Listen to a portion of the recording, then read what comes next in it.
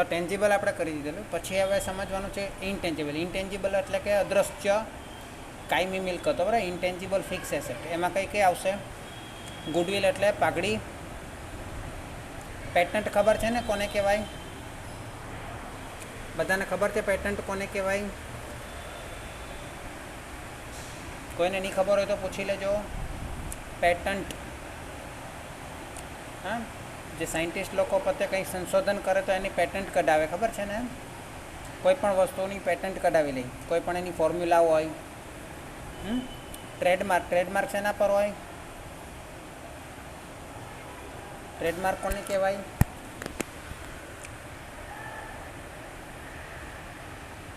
બોલો, ટ્રેડમાર્ક કોને કહેવાય? તમારું નેટ સ્લો છે બધાનું, અવાજ કપાય છે.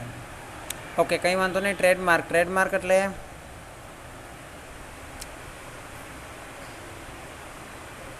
એની ઓળખ, કંપનીની ખાસ ઓળખ એટલે શું?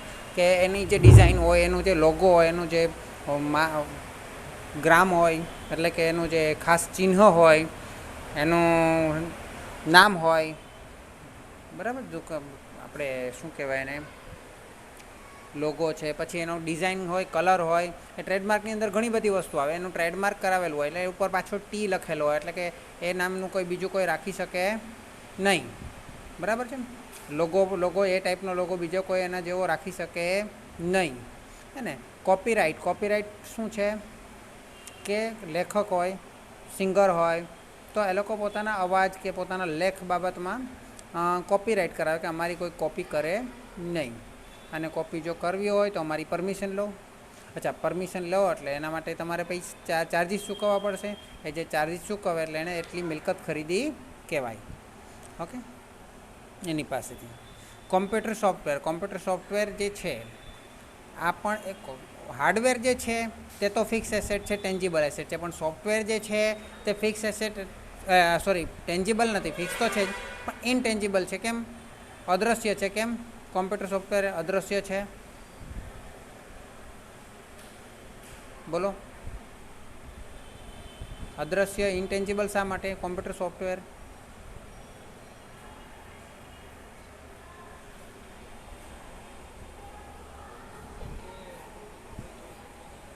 હા હા, એટલે એ ફિઝિકલ સોફ્ટવેર નથી, ફિઝિકલ નથી. હા, ફિઝિકલ નથી તો બરાબર, ભૌતિક ના કહેવાય ને, અભૌતિક કહેવાય, બરાબર છે. તો એટલે કોમ્પ્યુટર સોફ્ટવેર. પછી મોબાઈલ એપ્લિકેશન છે, એ ગેમ છે, અંદર છે તે. લાઇસન્સ, લાઇસન્સ શું છે? તો તમે કોઈ વસ્તુનું લાઇસન્સ લીધેલું હોય અને કોઈ બિઝનેસ કરવા બાબતમાં કે કોઈ પણ વસ્તુ બાબતમાં, તો એ લાઇસન્સ પણ તમારા માટે એક એસેટ છે, કારણ કે એનો તમને ઇન ફ્યુચર લાભ મળી શકે. અને લાઇસન્સ બીજા પાસે ના હોય અને તમારી પાસે હોય તો એનો તમને અલગથી બેનિફિટ મળે. ક્લિયર? પછી ફ્રેન્ચાઇઝીનું પણ એવું જ છે. હવે આ ઉપરાંત પણ અમુક કોન્ટ્રાક્ટ એવા હોય, હે ને, કે જે કોન્ટ્રાક્ટ એવા ભવિષ્યમાં લાભ આપી શકે તેવા કોન્ટ્રાક્ટ હોય પણ ઇનટેન્જિબલ એસેટમાં આવે, અદ્રશ્ય કાયમી મિલકતમાં આવે.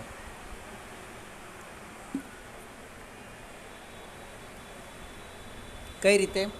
દાખલા તરીકે કોઈ એક કંપની છે, એણે ફોરેનની કોઈ કંપની સાથે કોન્ટ્રાક્ટ કર્યો કે તમે તમારો આ પ્રકારની જે પ્રોડક્ટ છે અમારા સિવાય બીજા કોઈને ઇન્ડિયામાં વેચવાની નથી, એવો પહેલેથી કોન્ટ્રાક્ટ કરી લીધો 5 વર્ષ સુધી, આવતા 5 વર્ષ સુધી. તો આ કોન્ટ્રાક્ટની અંદર શું થશે કે આવતા 5 વર્ષ સુધી એ વસ્તુનો, એ પ્રોડક્ટનો ભાવ કોને મળશે, પૈસા અને લાભ કોને મળશે?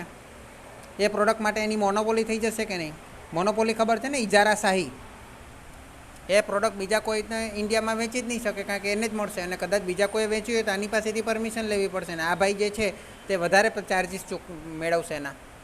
તો એ આ પ્રકારના અમુક કોન્ટ્રાક્ટ હોય પણ ઇનટેન્જિબલ એસેટમાં, અદ્રશ્ય મિલકતમાં આવે. ક્લિયર? એનો એક વિવેક બિન્દ્રાનો મસ્ત વિડીયો હતો, જે મેં વાત કરું છું ને તેનો, જોજો ક્યારેક. ચલો, ત્યાર પછી note number 12, long term investment. Long term investment અને શોર્ટ ટર્મ ઇન્વેસ્ટમેન્ટ એટલે શું? ઇન્વેસ્ટમેન્ટ એટલે હા, ના, ઉછીના નહીં. ઉછીના તો આપણે 6 નંબરમાં ને 3 નંબરમાં આવે. આ રોકાણ છે. રોકાણ એટલે તમે બીજા કોઈ જગ્યાએ પૈસા રોકેલા છે, હે, લાંબા ગાળાના રોકાણ અને ટૂંકા ગાળાના રોકાણ. હવે માની લો કે તમે કોઈ કંપનીના શેર ખરીદ્યા, હવે સવારે ખરીદ્યા અને સાંજે વેચી કાઢ્યા, તો આને શું કહેવાય? એમાં તમે નફો કમાયા અથવા તો ખોટ ગઈ, પણ સવારે ખરીદ્યા અને લાઈક સવારે 10 વાગે નેટ પેલું 9:30 વાગ્યા પછી તમે ખુલે 9:15 પછી ઓનલાઈન શેર માર્કેટમાં, અને પછી તમે બપોરે 3 સવા 3 સુધીમાં ભાવ વેચી કાઢ્યા, તો એને શું કહેવાય? ઇન્ટ્રાડે માર્કેટ કહેવાય, ઇન્ટ્રાડે સેલિંગ કહેવાય, ઇન્ટ્રાડે ટ્રેડિંગ કહેવાય. બરાબર? તો એની અંદર તમે નફો કમાયો અથવા તો ખોટ ગઈ, પણ એ તમે રોકાણ તો કર્યું જ છે, પણ એક જ દિવસ પૂરતું કર્યું છે. આને શોર્ટ ટર્મ કહેવાય કે લોંગ ટર્મ? શોર્ટ ટર્મ જ કહેવાય ને. એટલે શોર્ટ ટર્મ ક્યાં આવશે? 15 નંબરમાં આવશે. કેમ આવશે? 15 નંબર. પણ તમે માનો કે કોઈ એક શેર ખરીદ્યા અને તમે 6 મહિના રાખ્યા, અને પછી 6 મહિના પછી ભાવ વધી ગયો એટલે વેચી કાઢ્યા, તો બી શોર્ટ ટર્મ જ આવશે. હા, તમે એ 5 લાખના તમે કોઈ કંપનીના શેર ખરીદ્યા, હવે એ કંપનીના શેરમાંથી તમે અડધા તો 6 મહિનાની અંદર વેચી કાઢવાના છો, પણ બીજા અડધા છે તે તમે વર્ષો સુધી સાચવી રાખવાના છો, વેચવાના નથી. તો જે નથી વેચવાના તે શું ગણાશે? Long term. જે 12 મહિનાથી વધુ સમય માટે તમે રાખવાના હોય તો એ શુંમાં ગણાશે? લોંગ ટર્મ ગણાશે. બરાબર છે? ચલો, equity share of other company, મેં તમને કીધું બીજી કંપનીના શેર. એ રીતે બીજી કંપનીના અધર કંપનીના પ્રેફરન્સ શેર હોય, અધર કંપનીના ડિબેન્ચર હોય, ફિક્સ ડિપોઝિટ હોય. તમે બેંકની અંદર ફિક્સ ડિપોઝિટ ખોલાવો ને, બાંધી મુદતની થાપણ, ફિક્સ ડિપોઝિટ FD કહો તમે, હે ને, 5 વર્ષની હોય, 1 વર્ષની હોય, 3 વર્ષની હોય, હે, તો એ બધી ફિક્સ ડિપોઝિટ 1 વર્ષથી વધુ સમય માટેની જોઈએ, એટલે લોંગ ટર્મ ઇન્વેસ્ટમેન્ટ જ કહેવાય. ઇન્વેસ્ટમેન્ટ ઇન ગવર્મેન્ટ સિક્યુરિટીઝ, સરકારી જામીનગીરીમાં રોકાણ, એવું લખેલું આવે ગુજરાતીમાં, સરકારી જામીનગીરીમાં રોકાણ, હે ને. તો સરકારી જામીનગીરીમાં કંઈ રોકાણ 1 વર્ષથી ઓછા સમયવાળા બી મળે છે સિક્યુરિટી, અને 1 વર્ષથી વધુ સમયવાળા પણ મળે છે, હે ને. તો વધુ સમય માટે મોટા ભાગે ખરીદાતા હોય એટલે લોંગ ટર્મ ગણાશે, અને ઓછા સમયવાળા જો હોય તો એની અંદર લખેલું જ હોય તો એ 15 નંબરમાં આવશે. ઓકે, ચલો, હજુ પણ આપેલું ઇન્વેસ્ટમેન્ટ ઇન મ્યુચ્યુઅલ ફંડ. અત્યારે ઘણા બધા લોકો મ્યુચ્યુઅલ ફંડમાં રોકાણ કરે છે. મ્યુચ્યુઅલ ફંડ ખબર છે ને શું છે? કોણે કોણે સાંભળેલું છે મ્યુચ્યુઅલ ફંડ?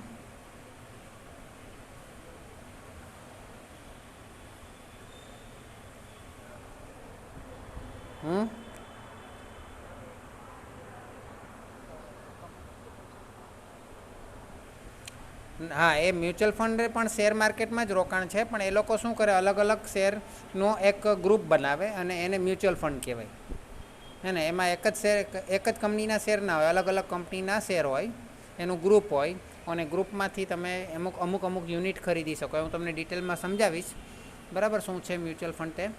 પછી આ લખેલું છે મ્યુચ્યુઅલ ફંડમાં રોકાણ. હવે investment of provident fund, investment of debenture redemption fund, આ શું છે? આમાં ઓફ લખેલું છે. પ્રોવિડન્ટ ફંડ ના રોકાણ, ડિબેન્ચર પરત અનામતના રોકાણ, આ શું છે? તો કે કોઈ પણ તમે અનામત જ્યારે રાખો છો, કે જોગવાઈ કરો છો, તો એ જોગવાઈ કરો છો, માની લો કે તમારે ભવિષ્યમાં 5 વર્ષ પછી ડિબેન્ચર પરત કરવા છે, 5 લાખના ડિબેન્ચર છે, તો તમારે 5 વર્ષ પછી પરત કરવાના થશે, તો તમારે 5 વર્ષ પછી 5 લાખ રૂપિયા હાથ પર હોવા જોઈએ કે નહીં? હોવા જોઈએ ને. 5મા વર્ષે તમારા હાથમાં 5 લાખ હોવા તો જોઈએ ને. નહીં હોય તો તમે દર વર્ષે થોડા પૈસા શું કરશો? અનામત તરીકે રાખશો, ડિબેન્ચર રિડમ્પશન ફંડ તરીકે રાખશો, જે 2 નંબરમાં આવે, ડિબેન્ચર રિડમ્પશન ફંડ.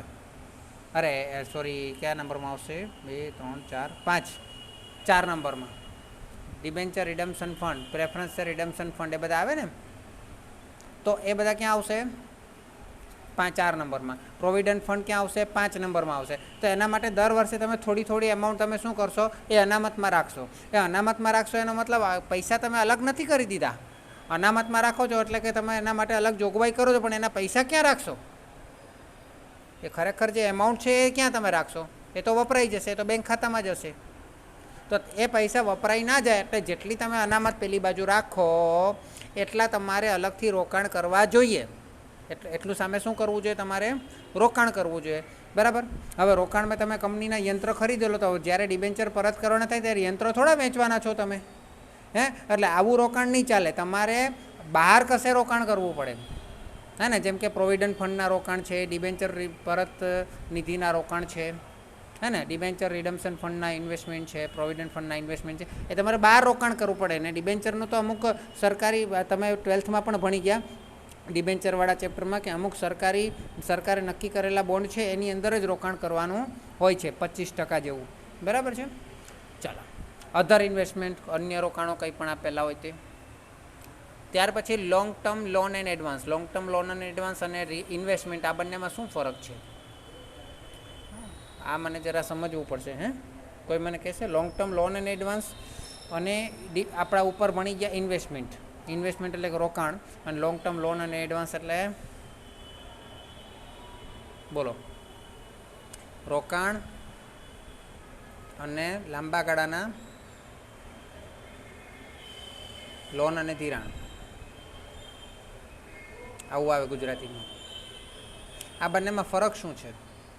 બંનેમાં આપણે પૈસા કોઈને આપીએ છીએ, બંનેમાં આપણે કોઈને પૈસા આપીએ છીએ, પણ બંનેમાં ફરક શું છે? ફરક છે, પણ શું ફરક છે?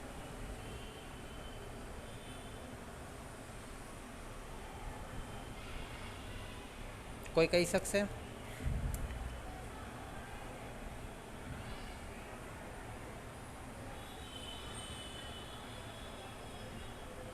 બોલો, કોઈ કહી શકશે?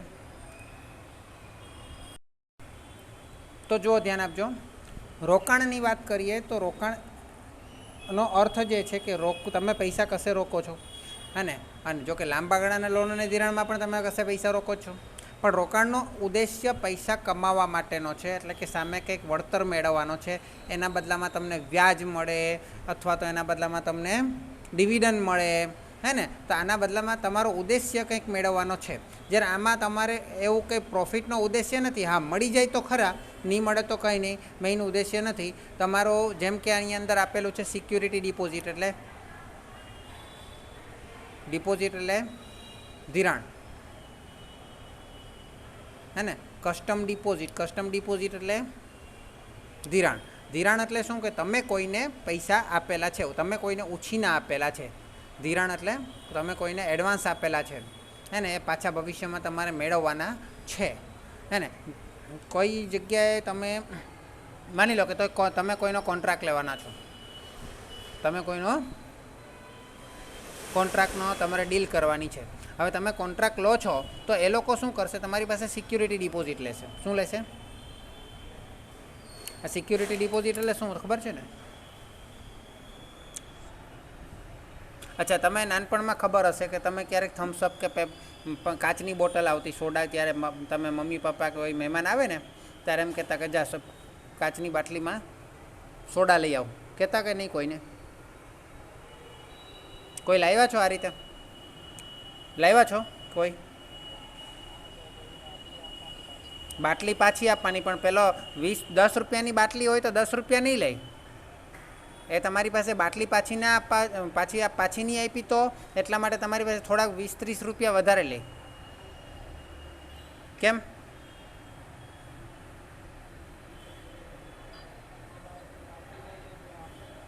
હા, એટલે એના માટે ડિપોઝિટ મુકાવે. શું મુકાવે?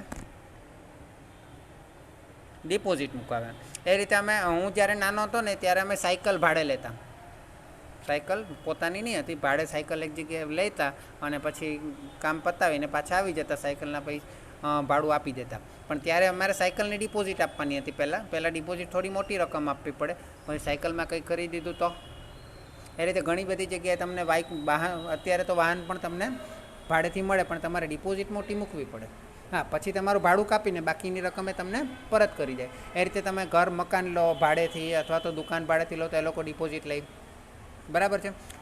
એ રીતે કસ્ટમ ડિપોઝિટ, એને સિક્યુરિટી ડિપોઝિટ કહેવાય. પછી કસ્ટમ ડિપોઝિટવાળા શું કરે કે તમે આયાત નિકાસનો ધંધો કરતા હોય ને ત્યારે જે વિદેશથી માલ આવવાનો હોય ને તો એના માટે એ લોકો કસ્ટમ માટે ડિપોઝિટ મુકાવે. બરાબર છે કે અમુક રકમ તમારે મૂકી દેવાની, પછી કસ્ટમનો તમારે પૈસા જ્યારે પેલું આવશે ત્યારે ડિપોઝિટમાંથી કાપી લેવામાં આવશે. પછી ટેલિફોન ડિપોઝિટ પહેલાંના ટાઈમમાં, અત્યારે તો મોબાઈલ આવી ગયા, પહેલાંના ટાઈમમાં છે ને ટેલિફોન આવતા, તમને ખબર જ હશે બધાને, મોટું ડબલું આવે, એમાં બટન આવે, હે ને, પિક્ચરમાં બી જોયું હશે. તો એ બધું ડબલું અત્યારે પિક્ચરમાં નહીં, તમારા આજુબાજુની દુકાનોમાં પેલો સિક્કો નાખીને તમે ફોન કરતા, બરાબર. તો એ ટેલિફોન જે છે એ BSNL કંપનીમાંથી આપણે મંગાવવો પડે, એ લોકોને નોંધાવવું પડે. હવે BSNL કંપનીમાં તમારે પહેલાં તો ડિપોઝિટ જમા કરાવવી પડે. એ ડિપોઝિટ જમા કરાવો એટલે એ લોકો શું કરશે, તમારે ત્યાં એ ડબલું મૂકી જશે અને કનેક્શન આપી દેશે, બરાબર છે. ડિપોઝિટ ખરેખર જ્યારે આપણે ટેલિફોન પાછો કેન્સલ કરાવીએ, મોબાઈલ આવ્યા પછી અમે ઘરેથી ટેલિફોન અમારા ઘરે આવેલો તો એ કેન્સલ કરાવ્યો, તો ડિપોઝિટ ત્યારે આપણને 5-10 વર્ષે જ્યારે પણ ટેલિફોન કેન્સલ કરાવીએ ત્યારે ડિપોઝિટ પાછી મળે, ત્યાં સુધી ડિપોઝિટ રહી. હવે ટેલિફોનની જે રકમ હોય એ ટેલિફોન જેટલામાં એ લોકોને પડ્યો હોય એટલી ડિપોઝિટ એ લોકો લે. ટેલિફોન બગડે તો એમાં પછી વધારાના ચાર્જ લે, હે ને. એ જ રીતે અત્યારે વાઈફાઈ સિસ્ટમ ચાલે ને,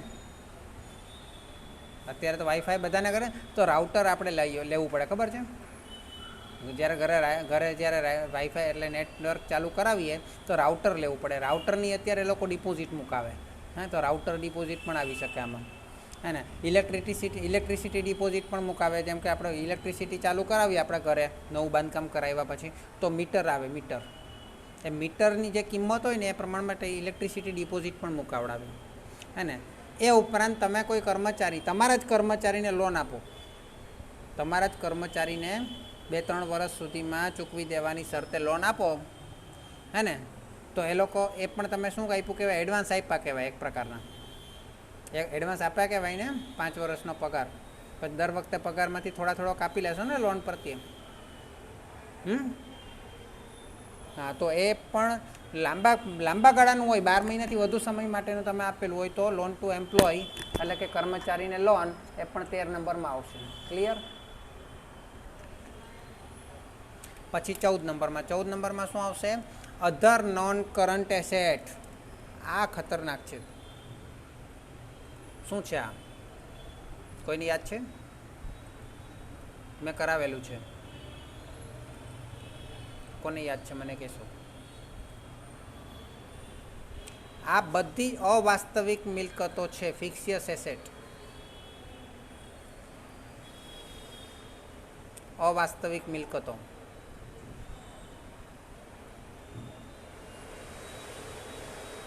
બોલો, કોઈને યાદ છે? તો પહેલાં તો મને કહો મિલકત એટલે શું? કોઈ મને કહેશે મિલકત એટલે કે એસેટ એટલે શું?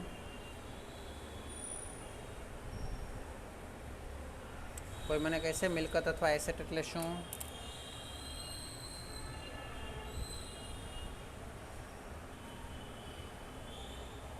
મિલકત કોને કહેવાય? ચલો, દેવું કોને કહેવાય? મિલકત નથી ખબર, કંઈ નહીં, દેવું કોને કહેવાય? हिंदी में भी बोल सकते हो, हाँ सरिता, अर्चना, गुजराती बोलना नहीं आता तो हिंदी में भी बोल सकते हो, कोई प्रॉब्लम नहीं है. दिलशाद, आंसर आप हिंदी में भी दे सकते हो, इंग्लिश में भी दे सकते हो, गुजराती में भी दे सकते हो. बोलो, अवास्तविक मिलकत किसे कहेंगे? कोई बता सकता है?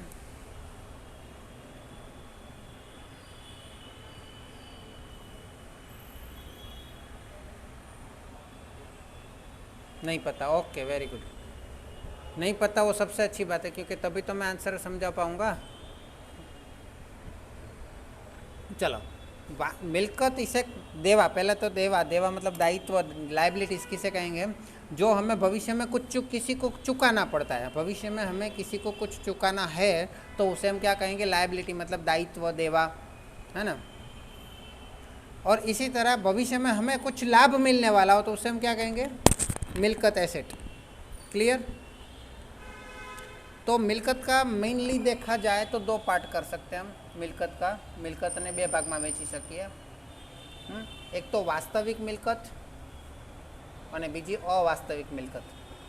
वास्तविक मिलकत, इंग्लिश में इसको क्या बोलेंगे? Real asset. और अवास्तविक मिलकत, अवास्तविक मतलब काल्पनिक मिलकत. અને કલ્પનાને ઇંગ્લિશમાં શું કહેવાય? कल्पना को इंग्लिश में क्या कहते हैं? काल्पनिक मूवी देखी है कभी आपने? काल्पनिक मूवी को इंग्लिश में क्या कहते हैं? फिक्शनल मूवी बोलते हैं, फिक्शनल मूवी बोलते हैं, फिक्शनल। इसलिए फिक्सियस एसेट कहते हैं इसको। क्या कहते हैं? फिक्सियस एसेट। अभी इसका अर्थ क्या हुआ, इसको पहचानेंगे कैसे? वास्तविक और अवास्तविक को अलग कैसे करेंगे? चलो मैं समझाता हूँ, मैं कुछ कोशिश करता हूँ समझाने की। वास्तविक मिलकत हो के अवास्तविक मिलकत, दोनों मिलकत हमें भविष्य में लाभ तो देती है, लेकिन कभी कभी ऐसा होता है कि हमें धंधा बंद कर देना पड़ता है। हमें क्या करना पड़ता है? अचानक कोई ऐसी परिस्थिति आ जाती है कि हमें धंधा बंद कर देना पड़े। अभी धंधा अगर बंद कर देना पड़ेगा तो हमें ज़मीन काम आएगी? बोलो, ज़मीन काम आएगी? हमारी जो ज़मीन है, धंधे की जो ज़मीन है, वो काम आएगी? मकान काम आएगा जब धंधा बंद कर देंगे तो? दुकान जो है वो काम आएगी? बोलो बोलो, यस और नो? काम आएगी। क्यों? क्योंकि हम उस धंधे के लिए तो काम नहीं आएगी, लेकिन वो मिलकत हम बेच सकते हैं मार्केट में और उसका कुछ पैसा प्राप्त कर सकते हैं। मतलब भविष्य में वापस लाभ तो मिल ही जाएगा। जो है ना, अगर हमारे धंधे के अंदर जो फर्नीचर है तो फर्नीचर भी हम मार्केट में बेच के उसका कुछ पैसा प्राप्त कर सकते हैं, है ना। हमारे धंधे में यंत्र है, उसको भी मार्केट में कुछ ना कुछ कीमत पे बेच के उसका हम पैसा प्राप्त कर सकते हैं। स्टॉक को बेच के उसका पैसा प्राप्त कर सकते हैं। देनदार मतलब डेप्टर्स मतलब देवादार, એની પાસેથી પણ ઉઘરાણી કરીને પૈસા મેળવી શકાય। બેંકમાંથી તમે પૈસા ઉપાડી શકો, है ને। આ બધી રોકાણો છે તો રોકાણો તમે માર્કેટમાં વેચીને એના રોકાણોના પૈસા પણ વસૂલ કરી શકો। બધી જ વસ્તુ કે જે તમારી કંપની બંધ થાય, તમારો ધંધો बंद થાય, आपका अगर धंधा बंद होता है तो उसका कुछ ना कुछ मूल्य आपको मिल जाएगा। ऐसी मिलकत को हम क्या बोलेंगे?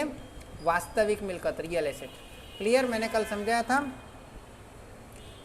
अच्छा, अवास्तविक मिलकत कैसी होती है वो देख लेते हैं। जैसे कि आपने नया धंधा शुरू किया तो आपने प्रारंभ में प्राथमिक खर्च किया। क्या किया? प्राथमिक खर्च, है ना, प्राइमरी एक्सपेंस। फिर स्टार्टिंग में कुछ आपने जाहिरात किया, बहुत बड़ा जाहिरात किया, बहुत जाहिरात के ऊपर बहुत ज़्यादा खर्च किया, है ना, एडवर्टाइजमेंट एक्सपेंस, है ना। इसी तरह आपने धंधे को और आगे बढ़ाने के लिए संशोधन और विकास खर्च किया, हाँ, रिसर्च एंड डेवलपमेंट, R&D। फिर धंधे में इक्विटी शेयर प्राप्त करने के लिए आपने बाहेंधरी कमीशन दिया, बाहेंधरी कमीशन, हिंदी में बोले तो अभिगोपक कमीशन, अभिगोपन खर्च, है ना। और इंग्लिश में बोले तो अंडरराइटिंग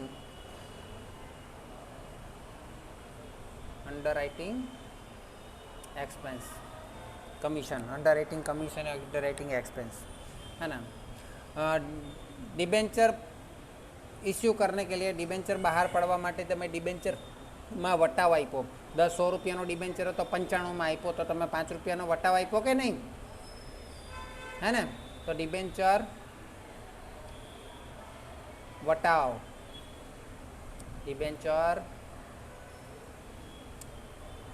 डिस्काउंट, डिबेन्चर डिस्काउंट।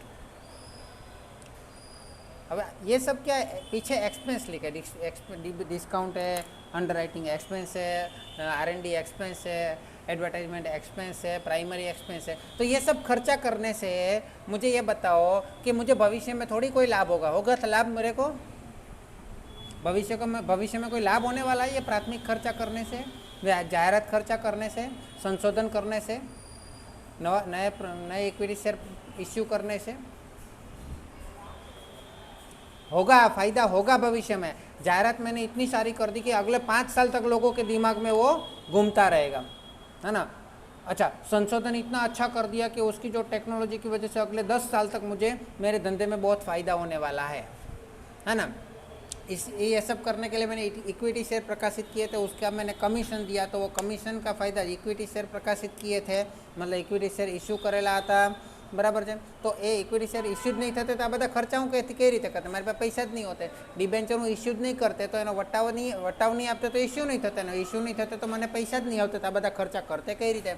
હા, મિલકતો ખરીદતે કઈ રીતે? વાસ્તવિક મિલકતો ખરીદવા માટે પણ પૈસા જોઈએ।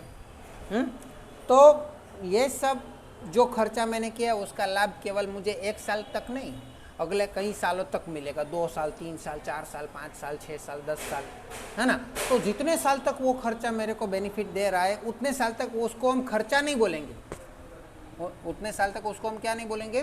खर्चा नहीं बोलेंगे। उतने साल तक उसको हम एसेट बोलेंगे, मिल्कत कहेंगे। क्या कहेंगे? इसको हम खर्चा नहीं बोलेंगे, मिल्कत बोलेंगे, है ना। खर्चा बोलेंगे तो इसको नफा नुकसान खाते की उधार बाजू लेके जाना पड़ेगा, है ना। खर्चा बोले तो इसको कहाँ ले जाना पड़ेगा? नफा नुकसान खाते की उधार बाजू, है ना। प्रॉफिट एंड लॉस की डेबिट साइड लेके जाना पड़ेगा, है। लेकिन ये खर्चा हम पूरा का पूरा प्रॉफिट एंड लॉस की डेबिट साइड नहीं ले जाएंगे, जितना हमें बेनिफिट फ्यूचर में मिलने वाला है उतना हम रख देंगे, हैं। उदाहरण के तौर पे मैं समझा देता हूँ। उदाहरण के तौर पे आप समझ लीजिए कि मैंने एडवर्टाइजमेंट में 5 लाख का खर्चा किया। कितना खर्चा किया? 5 लाख का खर्चा किया। अब ये पूरा का पूरा 5 लाख में प्रॉफिट एंड लॉस में ले जाऊँ खर्चा, तो मेरे को प्रॉफिट दिखेगा ही नहीं पहले साल में। हाँ, पहले साल में मैंने प्रॉफिट किया, मतलब मेरा इनकम हुआ 12 लाख और मेरा प्रॉफिट एंड लॉस में डेबिट साइड खर्चा हुआ 8 लाख, तो मेरा प्रॉफिट कितना हुआ? 4 लाख। लेकिन अगर ये खर्चा 5 लाख जो है वो भी मैंने उधार बाजू लिख दिया एडवर्टाइजमेंट का, तो मेरा प्रॉफिट नहीं होगा, घाटा दिखाएगा, -1 लाख रुपया मेरे को नुकसान होगा, हानि दिखाई देगा। ये तो गलत बात है, क्योंकि ये 5 लाख का फ़ायदा तो मुझे अगले साल में भी मिलने वाला है ना। तो मैं क्या करूँगा, ये 5 लाख का फ़ायदा मुझे कितने साल तक मिलेगा उसका मैं थोड़ा अंदाज़ा लगा लूँगा। ये मैंने एडवर्टाइजमेंट किया, लोगों के दिमाग में कहाँ तक रहेगा। तो मैंने सोचा, कैलकुलेशन किया, सोचा, पूछा, 2 लोगों को पूछा, अनुभवी को पूछा, तो उन्होंने बताया कि इस एडवर्टाइजमेंट का फ़ायदा है ना आपको 5 साल तक मिलेगा। मतलब 1 साल में आपका 1 लाख खर्चा समझ लो। 1 साल में कितना खर्चा समझ लो? 1 लाख का। तो ये 1 लाख का जो मैंने 1 साल का खर्चा समझा है उसको मैं प्रॉफिट एंड लॉस में ले जाऊंगा, और बाकी का 4 लाख कहाँ पे ले जाऊंगा? एसेट में ले जाऊंगा, क्योंकि वो मेरे को इस साल में उसका लाभ नहीं मिलने वाला, अगले साल मिलने वाला है ना। तो ये मैं कहाँ लिखूंगा? एसेट में लिखूंगा। तो इसका लाभ मुझे मिलेगा, यस और नो? अगर इसका लाभ मिलेगा तो इसको हम एसेट बोलेंगे, मिलकत बोलेंगे। Yes, very good. लेकिन अवास्तविक क्यों बोलेंगे? अभी इसको समझते हैं कि अवास्तविक क्यों बोलेंगे। हाँ, मैंने पहले ही आपको बताया, वास्तविक मिलकत किसे कहेंगे? अगर कंपनी बंद भी हो जाती है तो भी उसका कुछ ना कुछ पैसा मिल जाता है, तो हम उसको क्या बोलेंगे? वास्तविक मिलकत। लेकिन अगर कंपनी बंद हो गई और मैंने ये 5 लाख का खर्चा किया था एडवर्टाइजमेंट के ऊपर, और उसमें से 4 लाख मेरे बच गए, मतलब और भविष्य में उसका लाभ मिलने वाला है। अभी ये 4 लाख का खर्चा, 5 लाख का मैंने खर्चा किया था, मैंने पोस्टर लगवाए थे, मैंने टीवी में ऐड दिया था, मैंने थिएटर में ऐड दिया था, मैंने बड़े बड़े लाइटिंग वाले बैनर लगवाए थे, खर्चा तो हो गया। अभी मेरी कंपनी बंद हो गई तो मैं पहले वो जिसको एडवर्टाइजमेंट एजेंसी वालों को मैंने बोला था खर्चा 5 लाख रुपया दे के मैंने ये सब खर्चा करवाया था, साइकिलें चलवाई थी, गाड़ियाँ चलवाई थी, तो अभी मैं जाके उसको बोलूँगा भाई मेरा तो खर्चा हो गया बहुत सारा, मेरे तो ज़्यादा खर्चा हो गया, लेकिन मेरा कंपनी तो बंद हो गया, अभी ये खर्चा मेरे को कोई फ़ायदा तो देने वाला है नहीं, आप मेरे पैसे वापस करो। क्या वो एडवर्टाइजमेंट कंपनी जो है, एडवर्टाइजिंग एजेंसी जो है, वो मेरे को पैसा पर वापस देगी? नहीं देगी, है ना। अगर आपका ज़मीन है तो ज़मीन बिक जाएगा, पैसा मिलेगा, फर्नीचर है तो फर्नीचर बिक जाएगा, पैसा मिलेगा, यंत्र है तो यंत्र भी कुछ ना कुछ भाव में बिक जाएगा, पैसा मिलेगा, स्टॉक भी बिक जाएगा, देनदार भी आपको पैसा दे देंगे। बैंक वाले भी आपके पड़े हुए पैसे दे देंगे आपको, इन्वेस्टमेंट भी आप किसी को बेच के पैसा प्राप्त कर सकते हो, लेकिन ये जो खर्चा किए वो थोड़ी वापस मिलेगा। मिलेगा? बिल्कुल नहीं मिलेगा। इसलिए उसको अगर कंपनी बंद हो जाएगी तो ये मिलकत का पैसा नहीं, फायदा मिलेगा नहीं, लेकिन चालू रहेगी तो मिलेगा। अगर चालू रहेगी तो मिलेगा। ये बहुत ही बढ़िया टॉपिक है, ये आपको लास्ट तक नहीं छोड़ने वाला। अगर आपने बीकॉम के लास्ट ईयर में भी पढ़ोगे ना तो वहाँ पे भी ये टॉपिक आपको काम आने वाला है। इसको इसलिए मैंने डीप में समझाने की कोशिश किया है, ठीक है। अगर कंपनी चालू रहेगी तो इसका फ़ायदा मिलने वाला है, लेकिन चालू नहीं रही तो इसका फ़ायदा मिलने वाला नहीं। क्लियर? इसीलिए इसको वास्तविक नहीं बल्कि अवास्तविक मिलकत कहते हैं, फिक्स एसेट कहते हैं। क्लियर है ना? तो मैंने यहाँ पे कुछ लिखे हुए हैं और यहाँ पे पांच बाजू में लिखे थे। यहाँ पे कितने दिए हुए? 4 दिए। प्राइम एक्सपेंस मतलब प्राइमरी एक्सपेंस, प्राथमिक खर्चा। एडवर्टाइजमेंट मूवमेंट एक्सपेंस, एडवर्टाइजमेंट जाहिरात जुम्बेश खर्च। इसको क्या बोलते हैं? दूसरा भी एक वर्ड है एडवर्टाइजमेंट, इसका दूसरा वर्ड है एक मस्त, हाँ, कैंपेन, एडवर्टाइजमेंट कैंपेन एक्सपेंस, ठीक है। रिसर्च एंड डेवलपमेंट एक्सपेंस वो भी मैंने यहाँ पे लिखा है, संशोधन विकास खर्च। डिबेंचर डिस्काउंट भी यहाँ पे लिखा है। एक और यहाँ पे जोड़ देना, बाहेधरी कमीशन। क्या जोड़ देना? अंडर राइटिंग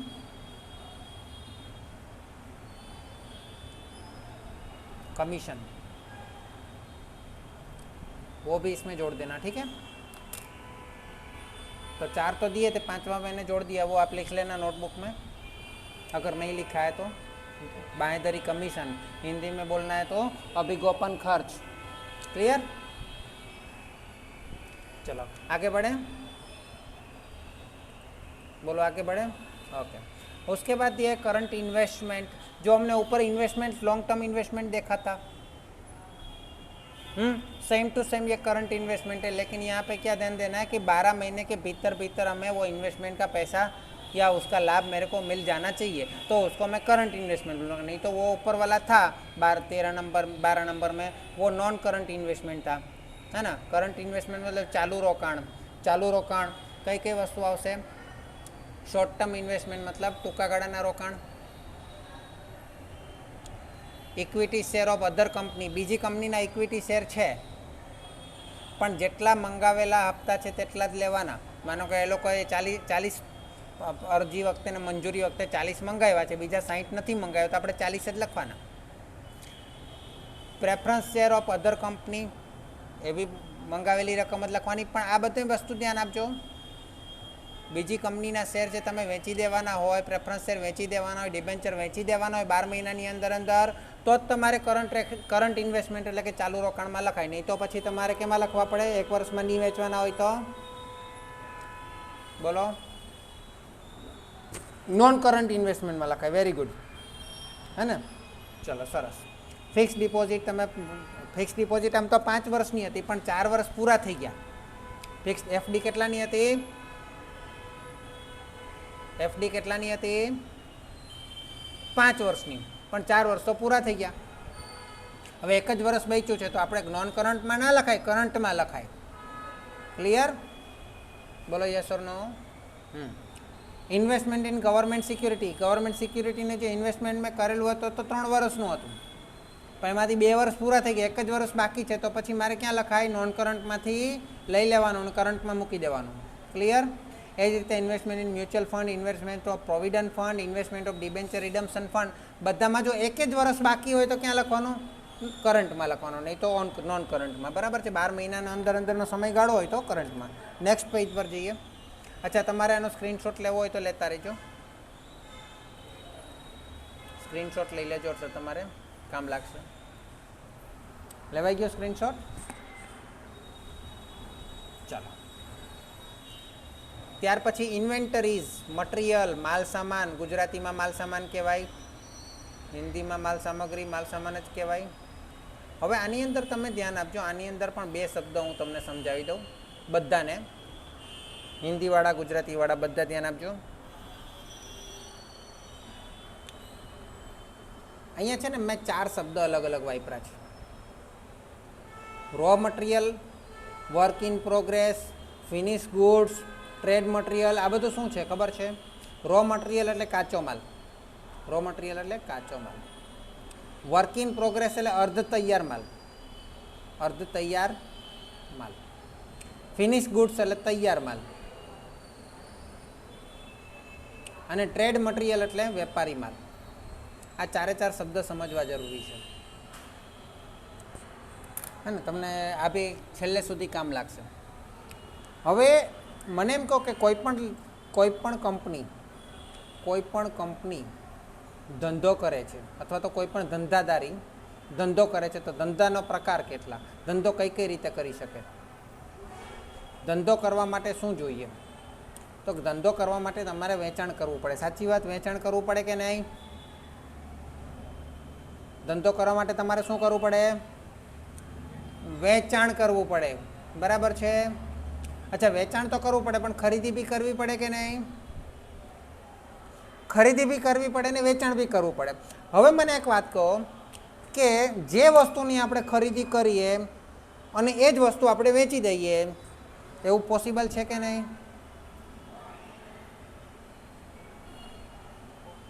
હા, એ પોસિબલ છે. જે વસ્તુની આપણે ખરીદી કરીએ એ જ વસ્તુમાં આપણે થોડો નફો ઉમેરીને વેચી દઈએ, તો એને શું કહેવાય? વેપાર કર્યો કહેવાય. શું કર્યું કહેવાય? વેપાર કર્યો કહેવાય. હે ને? ઇંગ્લિશમાં એને શું કર્યું કહેવાય? ટ્રેડ કર્યું કહેવાય. શું કર્યું કહેવાય?